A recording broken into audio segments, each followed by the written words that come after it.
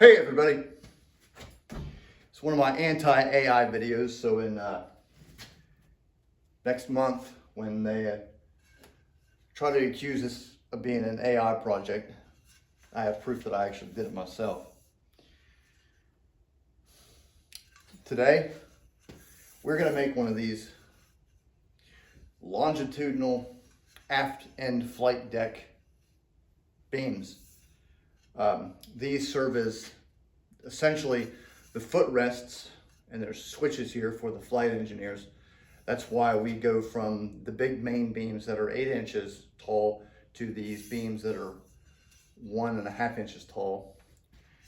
They're 3/4 of an inch in diameter, and they've got these, whatever you call them, things that are 1/4 of an inch. In order to make these 1/4 of an inch things, I have to form them with a hammer. I can't use the bender, the brake, because it won't grab 1/4 of an inch. I think I'll do 3/8, but then I have to trim it. Same amount of time, so here we go.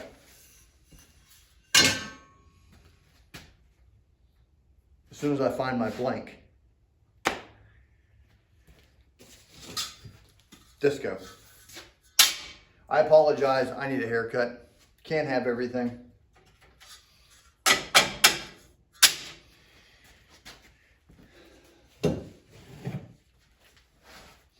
I really wish this thing would bend 1/4 of an inch. I assume that Convair probably got these parts made custom, and they formed them in a machine. I've seen several pictures of a Convair stock room on the B-36 assembly line. Just shelves of various metals. Goes on forever. Because I know they didn't do this all day long like I do. This is actually beam number 5 of 5. And I really hope my camera stays where it is.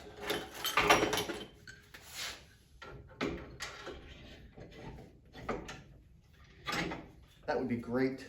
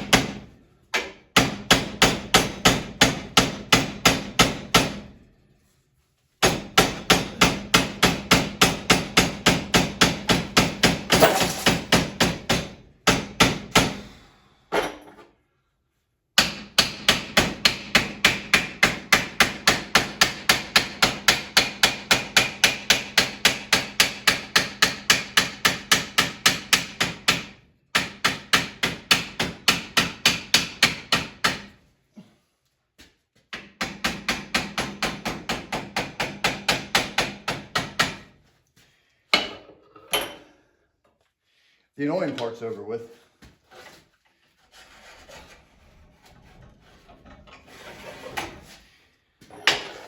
Oh gosh. It's 50 degrees out here today. I don't know what the humidity is.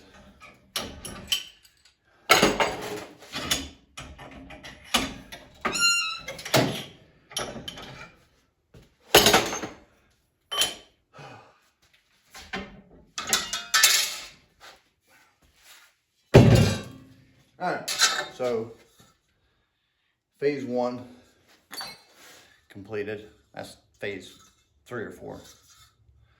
So we got this. Now, I'm going to use my custom brake holder bar, which allows me to make beams down to, what, about 7/8 of an inch? Let's see. I've modified it a few times, including this morning. So 1 inch. So that would be a 1 inch by 1 by 1 that I can make. And this is 1.5 by 3/4, so I got plenty of room.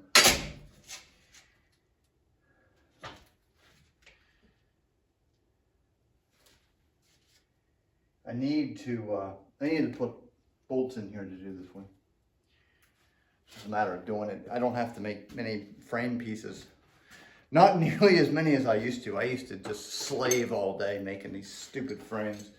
And that was before I knew what a non-marring hammer and a polishing hammer was. So there was a lot of metal finish.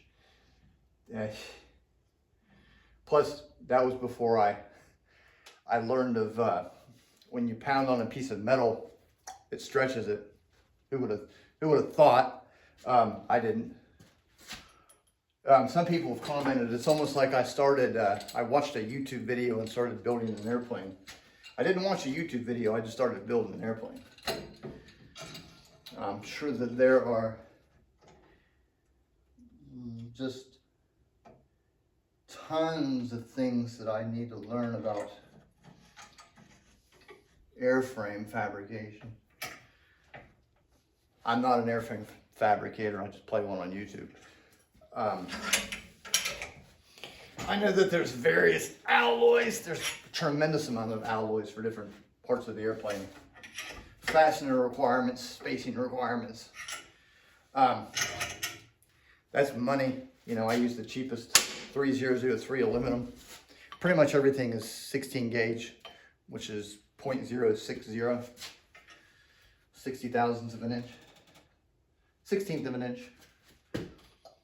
I wish I could afford to buy all the alloys, but I wouldn't know where to use the various alloys on the airframe. So I need engineering drawings for that. Of course, woo, I don't have any engineering drawings. I have two or three engineering drawings that are actually applicable, which are the control arms, control rods. So anyways, before I forget what I'm doing,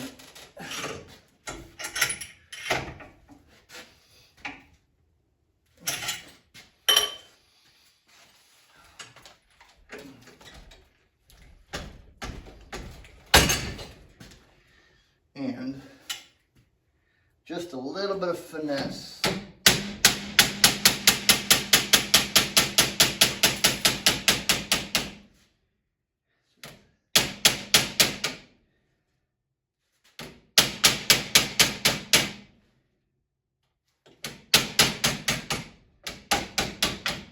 Perfect. Well, perfect as it's going to get in this garage.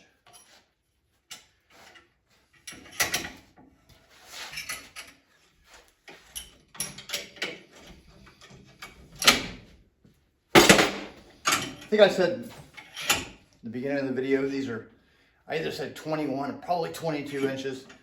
They're actually 21.250, 21/4 of an inch.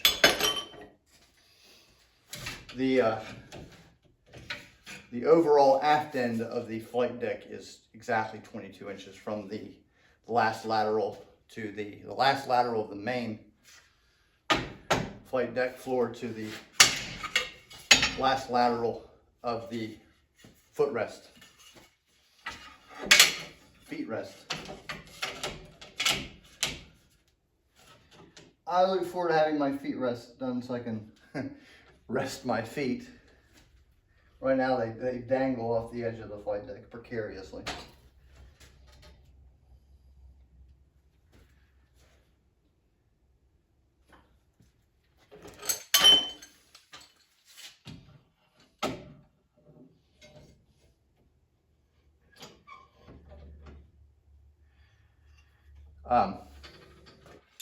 I was really big into the flight controls, and some of you may be wondering, why is he working on the flight or the flight engineer station? Well, money. I can't afford right now. Well, not money. Really, it all boils down to money. It doesn't matter how you scratch it or dice it or cut it. Because of the holiday weekend, I couldn't get my steel that I needed to make the elevator segments. If I would have got the steel, that would have given me something to do. However, right now I can't afford to buy the 1836 times 4. What is 36 times 4? Like 144. I need 144 bearing 1 1/4 inch by like 1/2 or 3/4 inch bearing pulleys. And I've mentioned in other videos I can get them for like $1.29 a piece, but still that's a significant purchase for me. 150 bucks plus shipping, maybe. We'll get them. Maybe I'll just get half of what I need. But if I get them in bulk, I want to get them all in one purchase.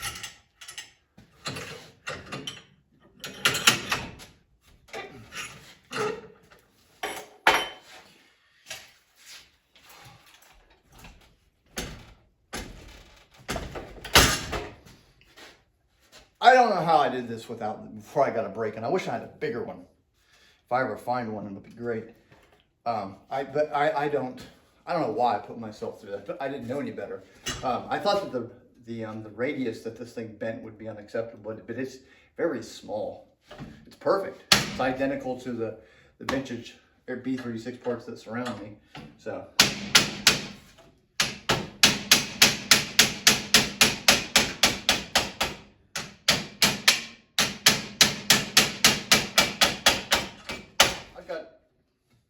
Several regrets that I have in life. Not having this on day one is one of those regrets. But anyways, where is my cheetah bar? There it is.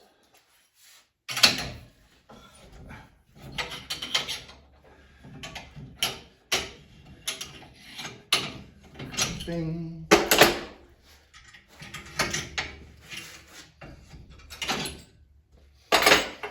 Well,